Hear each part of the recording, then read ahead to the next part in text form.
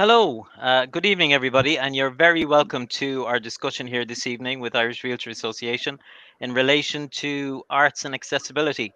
Thank you for giving up your time on with the lovely sunshine outside. I know it's tempting, and thank you to all our guests for joining us here today. My name is John Fulham. I'm the Public Engagement Manager with the Irish Realtor Association, part of the advocacy team. So I'll be, along with my colleague Martin Kelly, trying to steer proceedings along and make sure the conversation is interesting. But given the guests that we have here today, quite honestly, I think I'm doing them a disservice by even suggesting I need to do it. So, again, you're very welcome. And with that in mind, I'd like to welcome our guest speakers today. And thank you all for your time as well. And I'm really looking forward to talking with you about arts and the accessibility of arts. Today, we're joined by Louise Bruton, who is a journalist, DJ, disability activist, playwright, and pop lover. Louise regularly writes about music, travel, access, life as a wheelchair user for the Irish Times, the Irish Independent, the Sunday Business Post, the Lonely Planet, and Image magazine. Louise made her theatre debut in 2017 Dublin Fringe Festival as a playwright and a performer with a sold out run of Why Don't You Have Sex With Me, a show that looks into disability, relationships, and sex. And as a DJ, Louise co-runs the club nights Pure Shores and Pop Dungeon, and she hosts the Third Trap on Dublin Digital Radio. So, Louise, you're very welcome. Secondly, we're joined by Paddy Slattery. Paddy is a multi IFTA nominated filmmaker who fell in love with filmmaking during an uncertain time in his life following a serious car accident. Paddy subsequently remains quadriplegic, but he says in his own words, "My body switched off and my imagination switched on." Paddy is currently a writer, director, and producer of film, and his work is collectively screened at over 100 film festivals worldwide, being broadcast on Sky Arts and RTE2. Paddy's debut feature, Broken Law, won a special jury prize at the Dublin Film Critics Circle, along with an Aer Lingus Discovery Award, and became the highest grossing Irish film of 2020 before its Netflix release in Ireland and UK, where it went straight in at number two in the movie charts of that week. So, Paddy, a great credit to you, and thank you for joining us. You're very welcome. Third, I'd like to welcome Emily Conway. Emily is an award winning vocal jazz artist, composer, and lyricist. Emily's music is informed and complemented by her love of literature, poetry, sound, and silence. She blends her own compositions, spoken word poetry, with improvised or composed music and her interpretation of familiar and less familiar jazz standards. Emily is an accredited art psychotherapist and believes strongly in the healing power of art and multidisciplinary creative expression. Emily is also the founder of Dada. I hope I said that with a bit of panache, Emily. Disabled artists and disabled academics, where the current focus is working with organizations, TDs, ministers, so that the basic income for artists is equal and equitably open to disabled artists and art workers. And last but by no means least here today is Pádraig Naughton. Pádraig became executive director of Arts and Disability Ireland in 2005, working strategically in partnership with the arts sector. ADI champions the creativity of artists with disabilities and promotes inclusive experiences for audiences with disabilities. Pádraig is a former chair of the VSA Affiliate Council, a global network of arts and disability organizations, and during his tenure, he guided this network of affiliates from 37 US states and 50 countries to transition to an open international membership of arts and disability organizations. While a student, Pádraig developed a special interest in art and visual impairment that grew into a studio practice focusing on tactile experimental sculpture and landscape drawing. Pádraig, some accreditation to you there, so you're also very welcome to the discussion. And last but not least, my colleague Martin Kelly, who is the project manager for our Irish Realtor Association's DAISY project, a curriculum-based schools education program which we're developing, which uses the medium of creative arts, visual art, dance and music and drama, to inform young primary school learners about the issues facing people with disabilities using a human rights lens and the lived experience of disabled people. So, trying to impact change in the conversation at an audience where we hope we can have lasting impact. So, you're all very welcome. That's tell you what, there's some list of achievements, and I apologize if I've done any of you a disservice by possibly editing bios or leaving out certain things you might like me to go. But in the interest of time, I did that. So my apologies if I've done you a disservice. But I'm good. I'm quite impressed with the standard of achievement that we have around the table, which will inform our discussion. And our discussion tonight really was triggered by the the United Nations Convention for the Rights of Persons with Disabilities, and I suppose it moves, so it's such an important tool in terms of moving the dial and conversation and activity to a rights-based footing for so much of the what disabled people want and need to achieve. And within that, Article 30 recognizes the right of persons with disabilities to take part on an equal basis with others in cultural life. So tonight, while that article may actually cover many aspects, it's very broad in terms of what it covers. Tonight, it covers leisure, recreation, sport, and arts. So tonight, we're just focusing, as you can see by the people in the audience, the arts element of it. And so I'm going to get the conversation going, and I'm going to start with you, Porrick, if that's okay. And by the way, I will say that, Emily, I know you have flagged that you may need to leave us early. Again, no problem if that, just give us the thumbs up when you need to go, and we'll wave goodbye. Um, but tonight, Porrick, I suppose, can I start with you just in relation to Article 30 and the UNCRPD? Um, it's such a broad, sweeping article, and yet it's such an important piece. How do you think we can use this article to have an impact in the world of arts and accessibility to arts? And then maybe just, is there an international precedent out there that maybe we could learn from? I think it's as you say, the convention itself is very broad. Even Article 30 is very broad because, as you say, as well as cultural life, it also includes recreation, it includes leisure and sport, and they've managed the people who drafted and wrote the convention managed to get all of that into five kind of clauses within the article.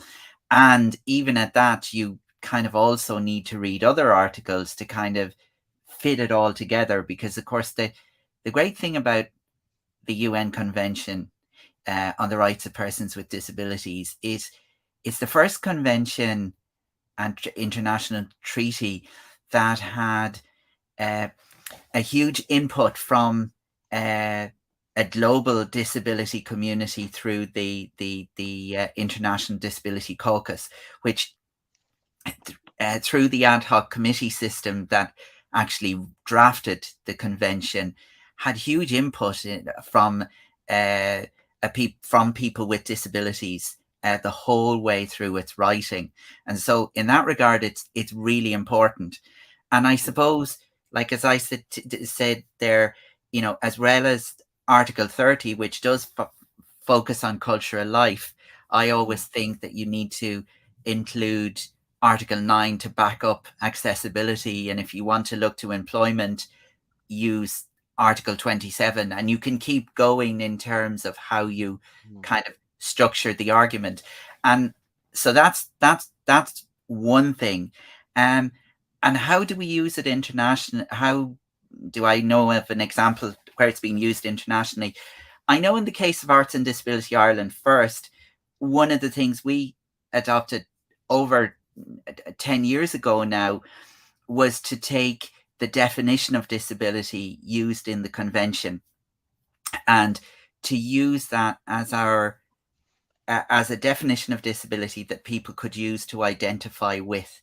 So if you apply to Arts and Disability Ireland for funding, we will present you with the definition in the convention and ask you, do you identify with that? And if you do, you continue to apply for funding. So that's one very simple example where you start to build it into the practice of what you're doing. And I have a colleague, Simon Young, who works with West Kowloon Cultural District in Hong Kong, which is the largest cultural district in the world, a lot bigger than Temple Bar, and she is responsible for access and developing the access policy and delivering access. And what she did was to take the relevant articles from the CRPD and build them into her access policy. And I actually think in some ways this is where the CRPD is more important than actually in terms of the law, Hmm. is as organizations, as individuals, we can push to use it as a way of doing business differently, doing business better.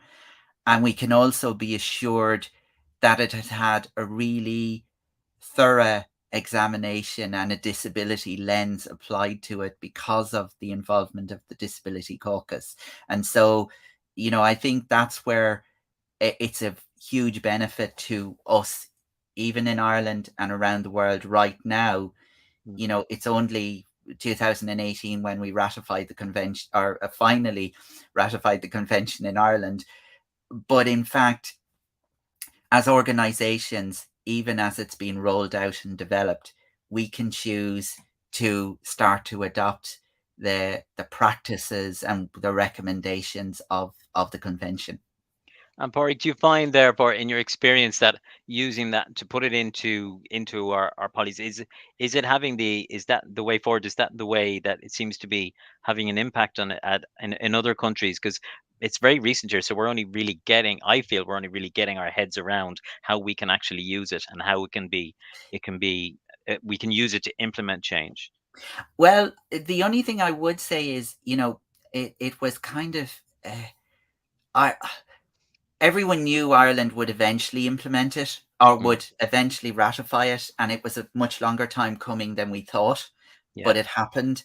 And I think organizations and others were beginning to do it beforehand. So, for example, the Irish Human Rights Act, um, uh, it has a public sector duty built into it, of which it's so that organizations who are publicly funded do not discriminate against people on the nine grounds, including disability.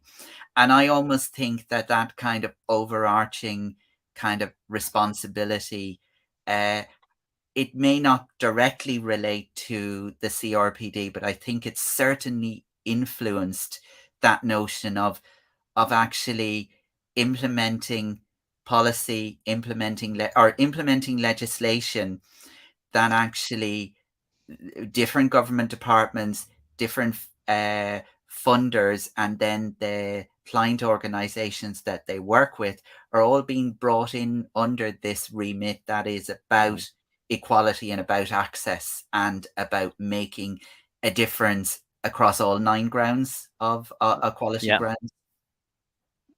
Okay. All right, Park. Okay. Thanks a million. So really, we're, as I say, I feel we're getting to terms in just how to best use it to achieve what we need to achieve. And I suppose, Emily, can I come to you next, please? And I suppose in making the changes and Sure. achieving what we want to achieve, you recently presented to the Joint Oireachtas Committee on Disability. And Oh if I may just clarify for people, you didn't just present; you yeah. quite uniquely sang to them. And I think, judging by the chairperson's reaction, I think you caught him off guard and might have made an impact. But you were presenting in relation to one of the key issues, and I suppose, can you elaborate on the key issue that you were presenting? You were Yeah. representing Dada. If Yeah. I'm Well, getting better at saying that now, but that's um, grand. can you elaborate Yeah. just on the way that on that challenge that is in relation to income? Yeah. So, actually, it's funny singing also had a practical application because I realized I could get more words in by singing them than saying them. So I was like, okay, let me see. Well, I suppose so. I'm an artist, I have a disability myself, and in the arts for a long time. And I suppose, as you go on, I suppose an interesting fact, part of that is that, I was undercover for a while with a disability because um I kind of internalized quite a young age that because I have albinism, and as I was saying to you, John, before this, that my hair has now Mm, returned to its original color. But I used to color it because growing up and as a teenager and a young person in my 20s with albinism, I mean, I couldn't get on with my life without people mm, constantly interrupting and asking questions, and very invasive, and yeah. certainly in the dating world, all that, it was very distressing. So yeah, so I did start to cut, like, just as I say, color it a bit so that it was like you wouldn't immediately kind of immediately no, just keep people guessing a little bit. Mhm. And then, I guess I got into as well musically kind of, again, because I was in a mainstream school, and again, that was not easy, although people tried, but it wasn't easy because this was back in the 80s. That as much as you could fake being able, the better you'd get on. Um, Okay. so I did that for a long time, and I didn't kind of, I suppose, let people know how stressful it was for me or what I really could and couldn't see. Because I felt if I'm busted, like, there goes me being taken seriously as an artist, Okay. Um, And that so feeds into, suppose, the general prejudice around disability and the yeah, expectations of disabled people that would be out there. yeah. Uh, So mm, sorry to swing your but I'm coming to answering yeah. your question. Yeah. So I suppose as one goes on in life, one begins to sort of, cop on a little bit. And, I guess for me, it became increasingly stressful, and I began to gather other sort of health complaints that were aggravated by all the stress. And then, and then I thought, if I don't start acknowledging and being real about this, how do I make it more inclusive to other people coming after me in the arts, And in doing Mhm. that, one way to address that is to be more, honest about your own challenges and forthcoming about your own disability, and to do projects that engage other disabled people, which I did do. But then when I again was really honest about it, it's like, let's look at one thing is being able to get into a building if it's not accessible. But the other thing is like the systemic barriers which are built into the state, and the Mm. state like currently upholds. So I suppose what data focuses on is how these impact and restrict our freedom. So, if we look at the Indicon report there, which Social Protection published there Mm. in October, November, which testified to the additional cost of having a disability, which means, before you do anything, you have to meet these costs. Yeah. And they are so kind of multifold and multifaceted. That came in Um, around to estimated 10 to 12,000 euro Exactly. figure, wasn't it? Yeah, Yeah. exactly. And then if you look at the actual disability supports only amount to that in a year, like a blind pension Mm. is 208 per week. So it's only about 10,000 a year. And yet if you work on top of that, or any earnings are actually assessed against it. So it's reduced. So, what I began to do is like, well, how can there be other artists? Like, this is a major barrier. It costs money to make art. It costs money to grow as an artist. It costs money to get the assistive stuff that you need to do your art. And then, of course, like, if you're sick for a period of time and you miss the deadlines for funding or for applying, well, then, sorry, so all of these, which ultimately amount to like these systemic barriers needing to be changed. Artists, Mhm. like that 10,000, that you need to keep that so you can get on with your life and have a hope of making work, and Yeah. oh, and never mind a living and a life, Mhm. I mean, there was another study recently that said, like, from the improvised music company, that said, like, a professional jazz musician regularly working hopes will make like maximum 10,000 a year.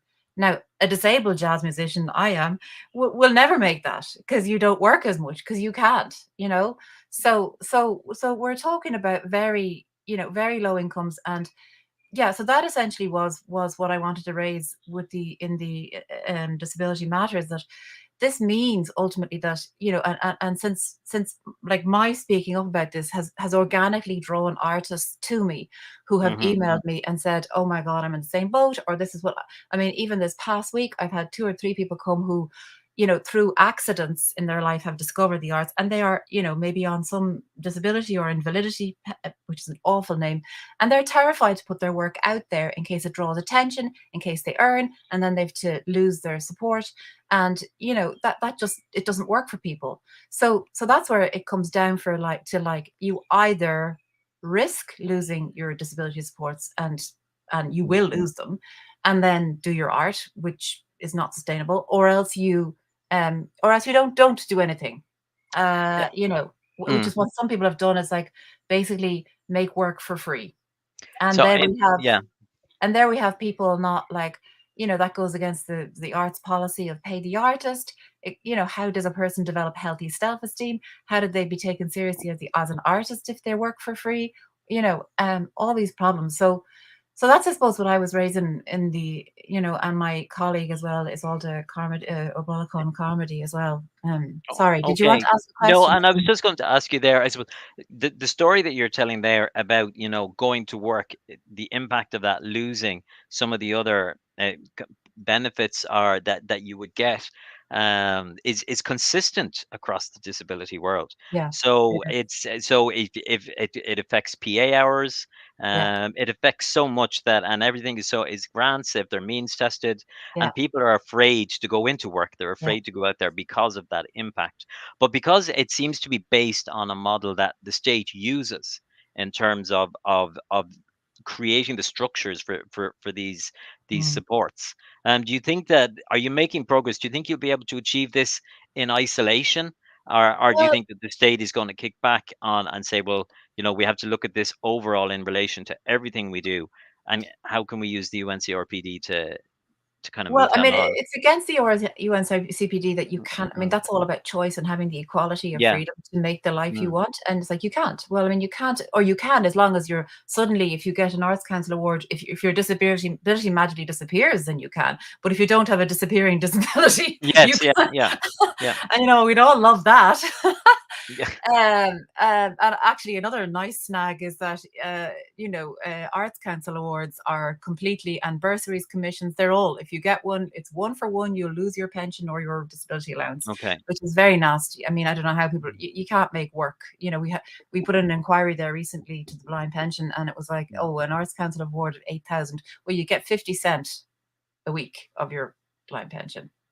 It's crazy. Absolutely crazy. So, yeah. Yeah. So Uh, we're so stymieing the arts, but we're actually pushing people away from work and from actually being independent. Well, you see, as well, Essentially. I think that there has been a not so much focus in the whole employment area on self-employment, and this is what we have in the Mm. arts, or this is what we Okay. have for people who have, if you have a condition, and I have an autoimmune as well myself, so if you have a condition that's Okay. prone to flaring up, you need to be able to work when you can and rest. So in a way, self-employment would suit people, but we don't. I mean, again, where there's loads of supports and things in place for employers of disabled people, there's Mm. nothing for self-employed. And that's Okay. an area that we need to, there needs to be more. So that's, again, a cross departmental thing. We need the enterprise, trade and employment to work with, social protection to work with the arts. I think it's cross sectoral. I mean, it affects disabilities cross sectorally. I suppose my area particularly is the arts, and I suppose Mm-hmm. that's like, famously precarious. So as I say, it's a precarity squared. You have the precarity of the actual arts world, and then you Mm-hmm. have the precarity of having a disability, which adds a degree of, Okay. unpredictability again. So that's why it's precarity squared. I feel that if anybody can make this change, if any sector can do it, it's the arts, because we're, Mm. as I say, we're always making things out of butterfly wings, and just, so we're Yeah. always, and that's where the art and the heart and the sensitivity and the, imaginative intelligence is. So I feel like it's any sector can. And I mean, since I've started speaking up, and since data has sort of taken off, Mm. we have to acknowledge the National Campaign for the Arts have been very, very supportive and amplifying, and as has the Arts Council, and as has Music Entertainment Association of Ireland, and then, I've made several kind of relationships within Leinster House as well. So, there is, I push it on the front that I'm like, there is actually political unity around this. We can disagree Okay. about a lot of things, but there's a lot of unity that, like, we need to help our disabled art. We need to do better for disabled people everywhere. But, we do need, because more disabled artists create more work that's more diverse, which brings in more audiences, which means, like, social cohesiveness. People feel more understood and represented. Okay. So sorry, should I stop You're now? hopeful. No, no, you're hopeful. You're hopeful. No, you answered. I'm I asked hopeful. you I'm you hopeful. answered the question I asked you. In fairness, Yeah. so thank you. And I suppose moving on from that, Louise, I'm going to come to you. Now, thank you, Emily. Thank you. But in relation to, okay, so your experience, your, yeah, how accessible, based on that conversation and feeding in from that, how accessible do you feel Ireland is from the perspective of a performer? You're a DJ. So yeah, so you're out there. And is it just in terms, what are the challenges? Is it just in terms of access, but like Emily referred to, pay parity. Is that a significant issue? Like, we're looking at musicians, comedians, actors, film producers, everybody. So I'm going to shut up asking the question now and throw it over to you to answer. Yeah, I was nodding my head a lot when Emily was speaking there about disability allowance. So, like, I had been self-employed for 12 years of my adult life, up until 2 months ago, where I have actually left the arts sector because it's impossible to work as a freelancer, sustain an income, and I had actually been cut off from my disability allowance in 2018 because I was earning, I think, €80 above the weekly Okay. allowance. Yeah. That was the cut-off point. So that meant that I lost my €208 a week. That meant I had to work doubly hard to try and earn that gap in my income, which led to a form of burnout and saying yes to everything. Saying yes to the world, I think, is like my greatest curse. Yeah. so for 2 years, so 2018 to 2020, abruptly ending 2020, I was working very hard as a freelance journalist, working very hard being an arts reviewer on the radio, working very hard being a DJ, working 7 days a week. And when you tally up the amounts there, I'm pretty sure I was just earning minimum wage because arts and media don't pay incredibly well. But that was all of my attempts to make up the finance that I had lost from losing the disability allowance. And it does pay, like, it oh, that's the barking dog. Another welcome guest. Yeah, I know. Hopefully he runs off now. But that is a huge factor, and I didn't even think of stepping back to go back to the point where I had to go back on disability allowance because I couldn't deal with the means testing element and knowing that 30 or 80 euro is the difference in being kind of valid for the money, are you kind of having to be independent. So I just couldn't get my head around that. So I made the decision to kind of leave the freelancing lifestyle, and I'm now kind of working in the private sector now. And that's a huge amount of support that I've never had before because of the self-employed and disability status that I had beforehand. But it is a huge, huge factor. And kind of what Emily was saying there is there's so many artists, so many musicians who are all looking at these recent arts fundings that have been released as a result of COVID. But then the disabled artists, the disabled musicians, they all realize they can't apply because then they will then lose their disability allowance. So there is that crossover point of, do I make my art for free or do I not make my art at all? And a huge problem with kind of creative people who are also disabled is so much of our work is taken off our hands. And because we're asked to contribute to so much work, we're asked to give our insights for somebody else to make a piece of art about disability without actually involving us. So we are giving away so much free labor as it stands as well. So it is a huge element of kind of like, what do I do? If I say yes, I get one thing taken away from me. And if I say no, I don't get to make anything at all. So it's a huge personal combat for a lot of people. Okay, and it was interesting because I was going to ask you, is there an expert? Because I think Isolde, Emily did say in her contribution that she often didn't get paid for her work, and I suppose I suppose in relation to the world I work in and just disability, that there's a lot of that, it seems. That even companies may come and look to engage, but they may feel that they're doing their good thing by engaging and saying, when we're actually, no, you're people don't value what they get for nothing, I believe. And that, so I think that a bit of self pride in terms of it would we should expect to be paid for our work. But I didn't realize it, I suppose, in my innocence in the arts world, that that is an expectation often, that you would be expected to contribute for nothing. Yeah, I think a lot of people, a lot of companies will say, oh no, we don't have the budget for that, and then they don't have the money to contribute. But it is also a frustrating realization when suddenly your phone will be hopping because it's International Wheelchair Day or it's Disability Awareness Week, and you're suddenly asked to contribute to certain panels, and you're asked to kind of be on the radio with Matt Cooper or something like that, and you're not going to get paid for it, or you're not asked any other time in the year. Now, full front, I would be asked by Matt Cooper anytime, not to include him, but there is this frustrating thing where we're only seen relevant when it's International Awareness Week, and then the rest of the year we're just let fall by at the wayside. So it's a total underappreciation, a total breath of ignorance on the side of the people who are only kind of asking for our numbers for those weeks. And then it's that insulting expectation that we'll be happily doing it for free, because this isn't just our job. We are living with a disability. So this is our lives. So no, even if it is professional, it's also personal. And that's the cost that I think a lot of people are overlooking. Like, none of us are probably too happy to share our personal story time and time again. But I think a lot of the time, the non-disabled audience, that's all they want. They only want to hear that, whereas they don't want to hear proper solutions to solving the access issues. Okay, and that's okay. Do you mind if I explore that point with you a little bit? Because if I'm correct, you recently wrote about that, and I suppose that there's so much asked of us to give on a personal level, continuously, and does that happen in the non-disabled world? I don't know, but was there so much of a sense of frustration with you that was part of your decision to pull back from some of the work that you were doing? Yeah, because as a journalist, and as I suppose kind of a talking head for radio, that it felt like I was always having to revisit the same points time and time again. And I could notice that on either side of the conversation, there was no marked progress. So I was still talking about the lack of access. I was still talking about the discrimination. I was still talking about all of these negative points. And the people who were interviewing me, they maybe didn't gauge that they themselves haven't made any improvements on the line of questioning. Yeah. So I kind of felt that a lot of people are staying stuck, and it's the responsibility of disabled people to kind of keep this fight up.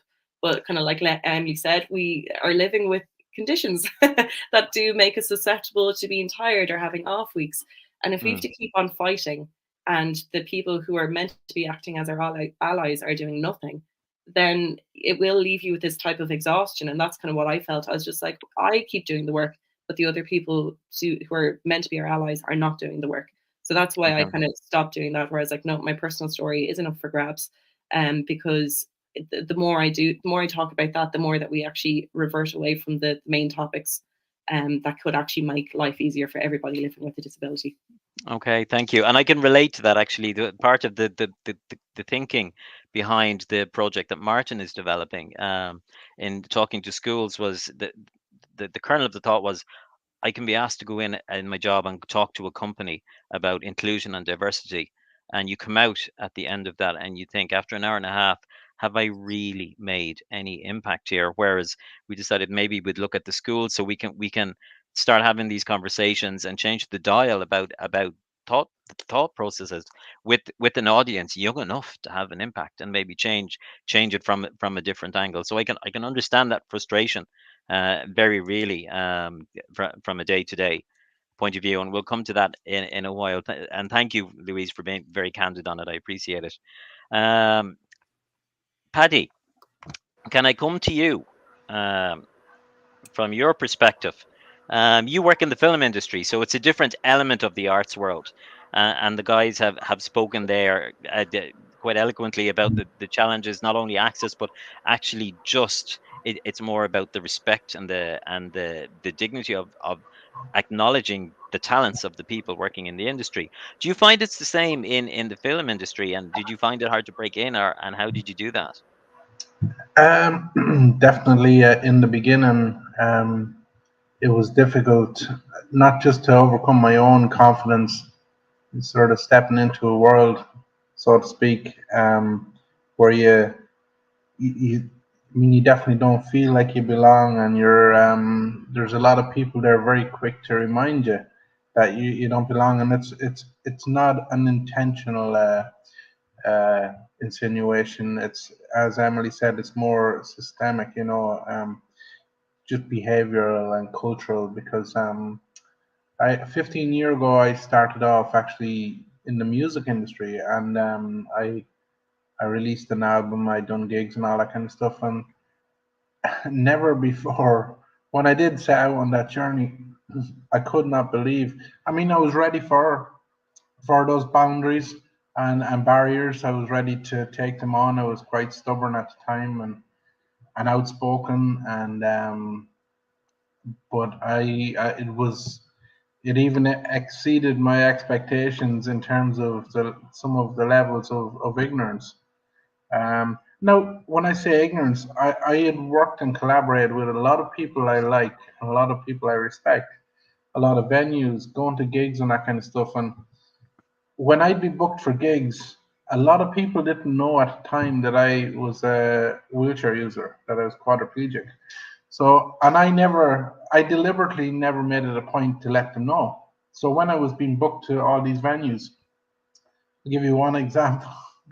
The Button Factory, you know the Button Hmm. Factory in Temple Bar, and there's a stairwell. Now the stairwell is this wide going up to the stage. Now I'm never navigating steps anyway, but even if I did have assistance to get up them steps, you need somebody to. Anyway, you turn up and suddenly the people who own these venues are panicking and oh they're trying to cancel these gigs and they're trying not to pay and this kind of stuff. And I'm like, hang on, I honored my end of the bargain. I'm here with my band. I'm ready to play. And unfortunately for my friends, more times than not, they have to carry me up a flight of stairs or whatnot, and it's a little bit undignified and degrading. Not a little bit actually. It's a lot. I'm quite self-conscious anyway, but that kind of bugged me. But the only reason I stuck with that at the time was because I knew I was changing people's minds about that situation. And Hmm. people were starting to see how ridiculous some of those situations were just by default of watching my process of how those sort of unforeseen challenges for me sort of unfolded. Now the thing about that was I didn't spend too much time in the music industry. Well, for many reasons, but it certainly wasn't paying its way. I mean, you get 250 quid for a gig, and all of that goes to the band members on your transport, and maybe a sausage on the way home or whatever. But to be honest, I never got into it for the wages anyway. It was more of a personal endeavor, and I was very lucky. Like my disability allowance sort of made me, I guess, made it possible for me to afford to be able to kind of do that. But anyway, when I got into the filmmaking industry about where we are now, maybe 10 years ago, I started making short films. Hmm. The funny thing was about the film industry, it, like, there's a culture of sort of problem solving people. You know, you get together with all sorts of different personalities and egos. But generally speaking, when it comes to the culture of making movies, you've got lots of people that want to make change, some kind of positive change, not just through telling stories, but through the practice of their art. So I actually loved the fact that I was surrounded by people who were outraged by the fact that there was so much inaccessibility or lack of awareness. I almost, you know, that cliche, I found my tribe, so to speak. Um, so I had a lot of people going out of their way to try and accommodate me, and now I was still up against that old sort of archaic sort of attitude towards, oh well, what's Paddy doing here? He's a little, you know, getting out of his lane and all that kind of stuff. But what I generally found the only thing I needed to change myself was that for making a movie, for example, there's a very sort of strict traditional protocol in terms of the process of making a movie, from pre-production to principal photography, then to post-production, and it's all quite intense from even from the very beginning, raising the finance to the delivery time at the end, and it's generally all scheduled to a very tight time scale, because when you bring a team together, they can't afford to I guess you can't afford to have them for too long because lots of other projects come and go and they got to go there. So you try and use up those resources while you have them in a short window. Now, the problem for me as a filmmaker and as a quadriplegic is that I don't have the physical stamina to be able to make a feature film over 4 weeks. I just physically can't do that.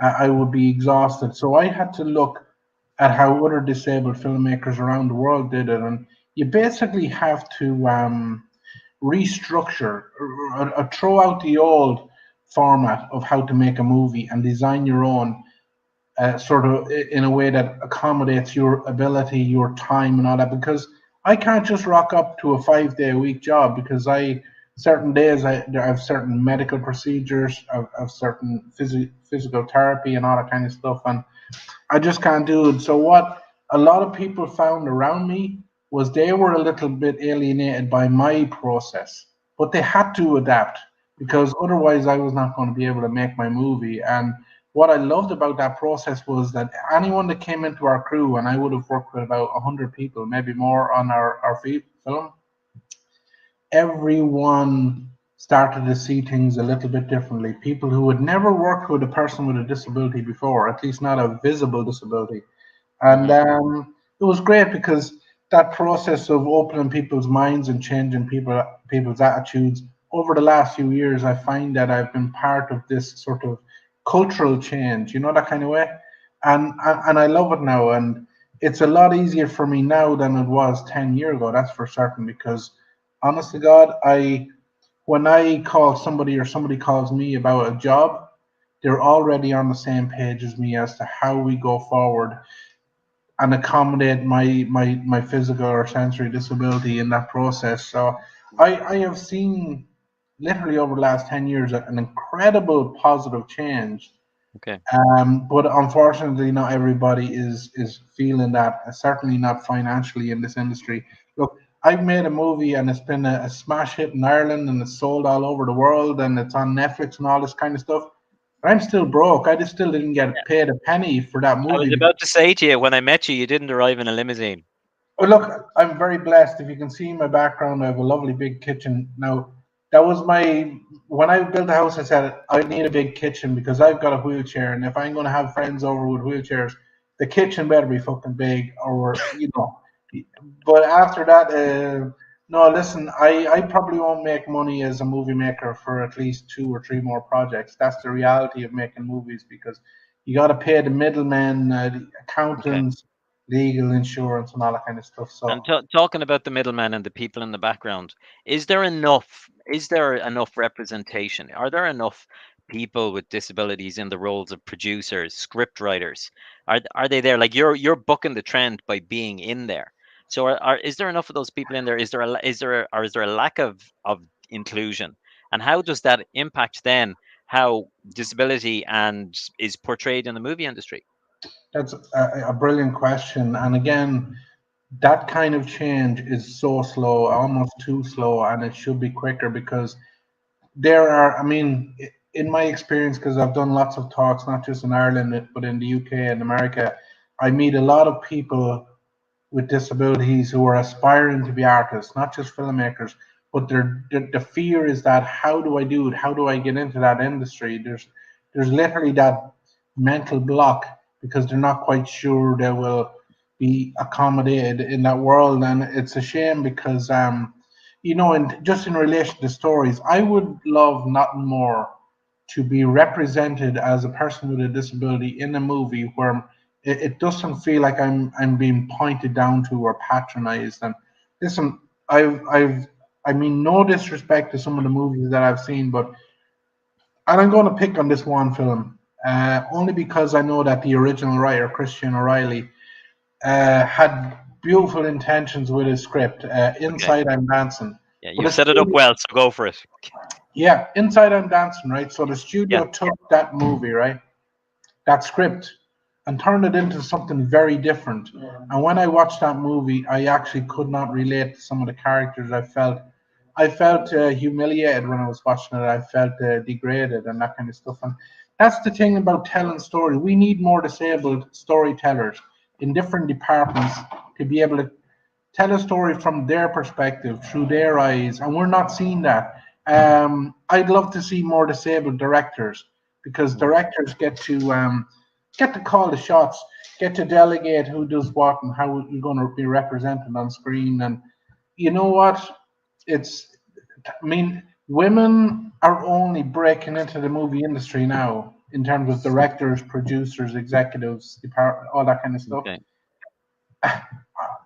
I'd love for it to be quicker, but I don't see it happening for at least maybe another 10 years where I can actually I can actually go out there and hire more disabled filmmakers, more disabled actors.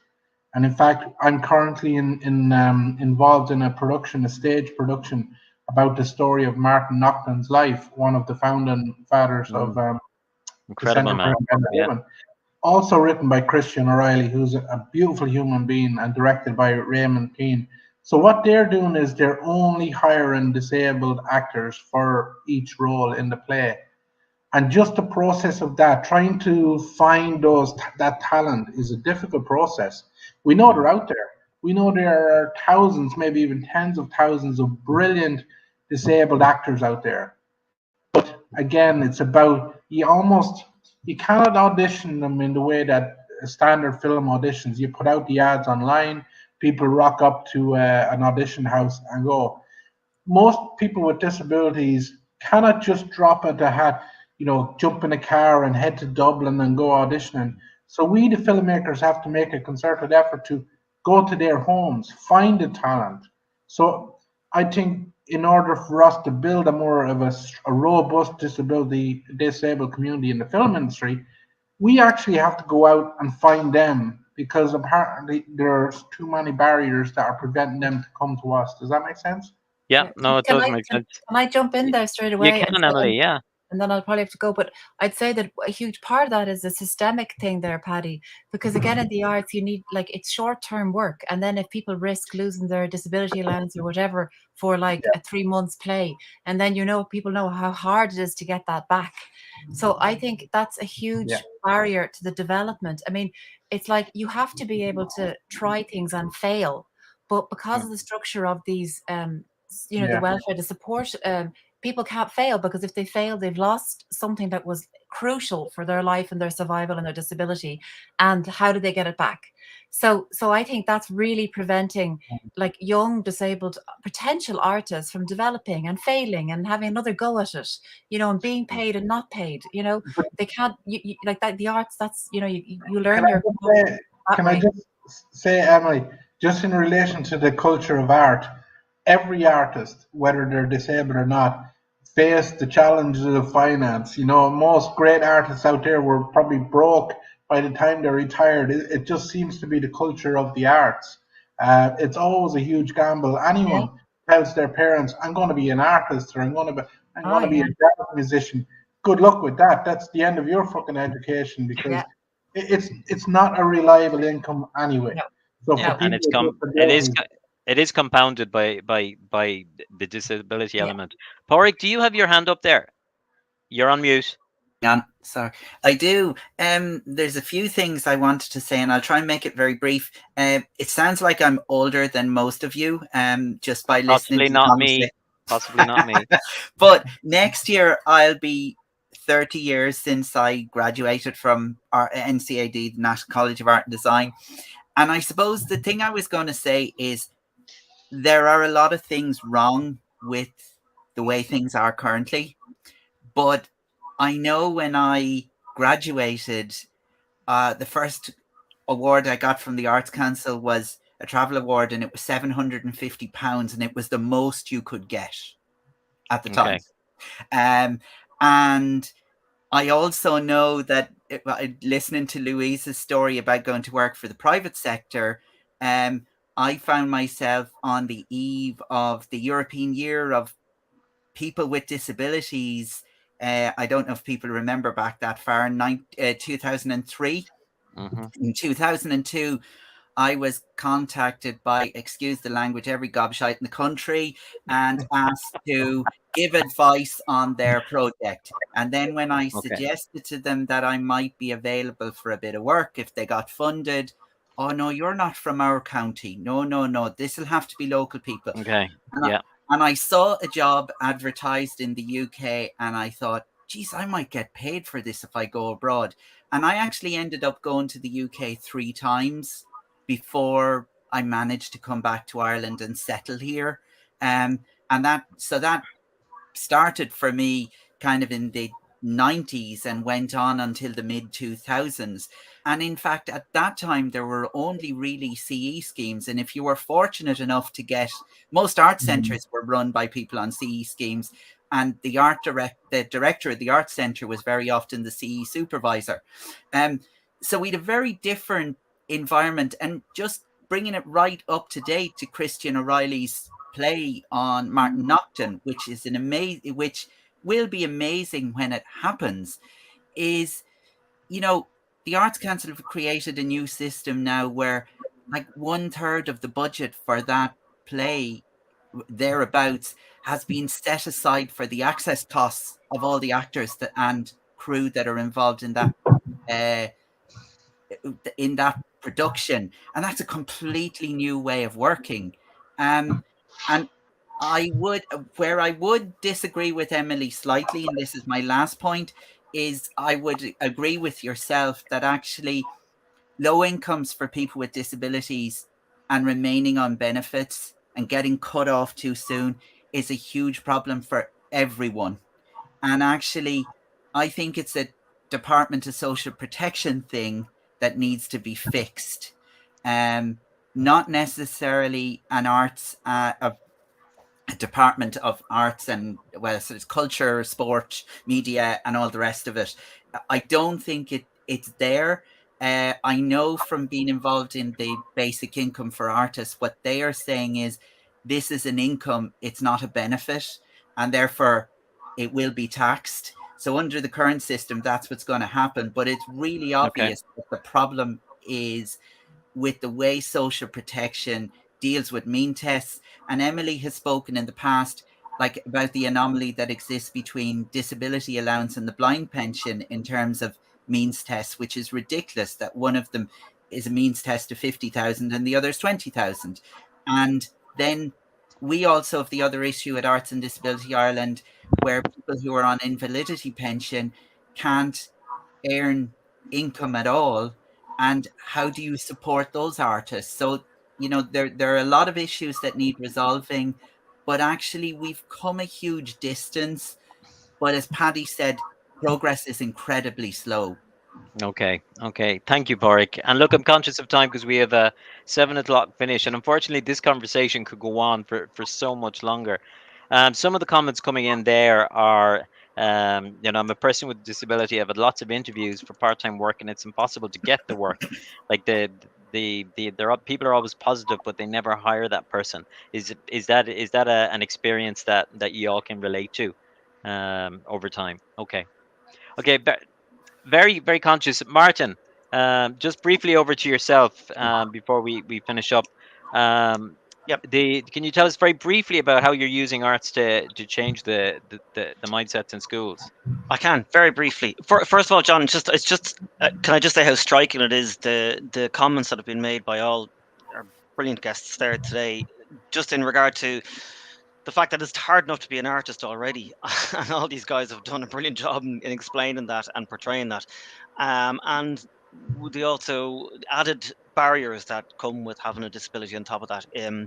It's extraordinary, and I think the voices that we heard this evening need to be heard more. To be honest with you, and I don't mean it in the way that Louise was going on about, because I'm very conscious of that as well, in terms of people repeating the same thing over and over again. But I think it's a really good conversation to have. I And to think we may come back keep it to it a going. second time, Yeah, Martin, I because think it's brilliant. our, Yeah, our objective tonight was to start a conversation and to engage. So I think we can do yeah, more of it. it's And been hopefully fantastic. next year I'll put something in the budget that we can actually maybe Yeah, pay people for their time. I don't yeah, have the there you budget go. right now. But anyway, to the schools But anyway, project. yes, the schools project, and it tapped into something every one of you touched on tonight, and was about really getting the message across and communication. And what the Daisy project is hoping to do and will do is to bring disability awareness into schools, and we're starting at primary level, and really through the arts, through creative arts of visual arts, drama, and in the future music. What we're hoping to do is to bring basically a lived experience of people with disabilities into the schools and into people's lives through the creative arts. And John, you've seen some of the drama and some of the visual arts and some of the program, the content, which I'd be happy to share with all of you guys actually, which would be great to get your opinions on. And really, what we're doing is we're bringing that information into the schools. So we start that culture. We start to change stereotypes. We start to change the perceptions of disability at a very young age. And the hope is that we don't have to have these conversations, I suppose, in years to come, and we don't hear stories or less stories, should I say, like Paddy's and Louise's and Emily's, and that the fact that people will behave, I suppose, in a more inclusive manner when it comes to all kinds of disabilities. So that's what we're trying to do, and we're piloting in 10 schools before June, and we hope to roll it out really into, we'd like to be in every national school in Ireland, really. And the good news is that within the project, we do have budget where we can ask these guys for their opinions and actually have the Yes, we dignity of do. paying them for them. Yes, we do. So look, 100%. okay, thank you, Martin. Look, guys, it's nearly 7 o'clock, and we haven't even spoken about how accessible the arts industry is from a consumer point of view. So that there's a whole other conversation. Is I think there's definitely a piece here where there's a lot more talking and awareness to take place, and we need our allies behind us to get these changes made. And when they did it with the marriage referendum many years ago, the power and the beauty of that campaign was they brought it to everybody. So look, if there's one takeout I can hear is it's to listen to the power of your stories and to use those stories and continue the conversation. Maybe at another time, we can come back and if you're willing to and talk about it more. But for tonight, I want to thank you all for coming and being candid and speaking with us and giving us a lot of food for thought. And again, as I say, just having the discussion around how we can use that rights-based footing to finally change the dial and stop talking about the same things with those audiences time and time again. So we're up to the 1 minute. So I will say thank you. If there's any one last minute comment, and I really mean last minute comment that somebody would like to make, your mics are open. You're all been very well behaved. I did, Paddy, go on. I knew. Come and see No Magic Pill when it releases in October. It's gonna blow people's minds. Okay. Some brilliant people involved, and we're telling the story about a brilliant, not just a brilliant man, Martin Ocklin, but a brilliant community. Yeah. Revolutionaries, rebels. Okay, and I think what a great note to finish the conversation on. Martin Naughton was an immense man. I didn't know him very well. His character, his personality, was to behold, and he was a loss when Martin passed You away. know what, John? He was a handsome man, and I'll be playing him in the play. Oh, So, so we'll need a I very expect no less expensive, from you. we'll Expect need no an less from you, expensive Paddy. makeup artist, to transform this body into the Martin Ocklin we remember. Listen, okay, a great note. Again, we'll end it here, and hopefully we can continue this conversation another time. Emily's just left us, but Louise, Paddy, Pádraig, and Martin, thank you very much for Thank joining us you. today and for giving us your time. It's much appreciated. Thank Thank you. you. Bye.